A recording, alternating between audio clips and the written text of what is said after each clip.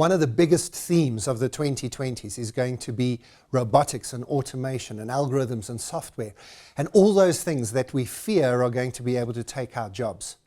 Well, you're right to fear them, because that is, in fact, the way that our world is set up. By our world, I mean the capitalistic world, this world in which we're always trying to get more from less, in which productivity, efficiency is the most important thing. You know this. Your boss has come to you every single year for the last 10 years and said, next year you have to give me 10% more output with 8% less resources. Reduce your costs. Give me more revenue. This is the way that our world is set up. And if that's all our world is about, if that's the primary driver of your business, then every single part of your business, every single person in your business will ultimately be replaced by a machine.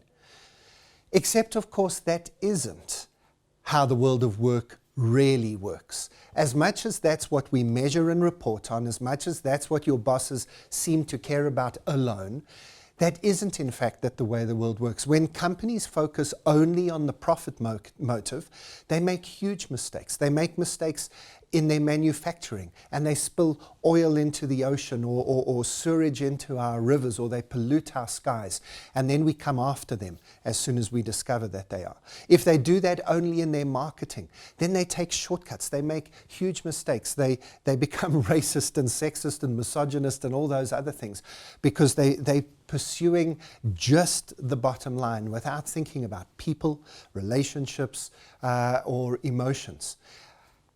And so here's a thought for you.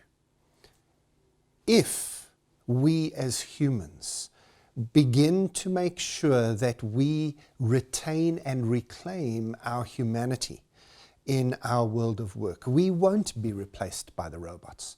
Yes, of course, the algorithms, the software, the machines will be able to do some of the tasks that are required to do the work that needs to be done. In fact, let's let them do it, because that's normally the boring and the uninteresting parts of our work anyway. But what we need to do is we need to remember that people trust people, not algorithms. That people want to connect with other people, not with robots. And so in our marketing, in our human resources, in our business strategies, we need to be looking for where the humanity is. These days, we've got great examples of companies who are abandoning the old approaches to advertising and marketing and are coming at us right directly to our hearts. A really good example of this at the moment is Nike's campaigns at the moment with Colin Kaepernick and Caster Semenya and other controversial athletes that maybe other people would look at and say, let's not touch those people, that would be too divisive. These are companies that are prepared for some of their customers to say, now you've gone too far. You know, Gillette pulling out their Me Too advert a few months ago. And now people are saying, I will never use Gillette again. I'm going to burn my Nike sweaters and sneakers and so on. Let them do that, say these companies, because we know who we are, we know what we stand for, and we're prepared to lose a whole lot of customers so that we can connect to even more.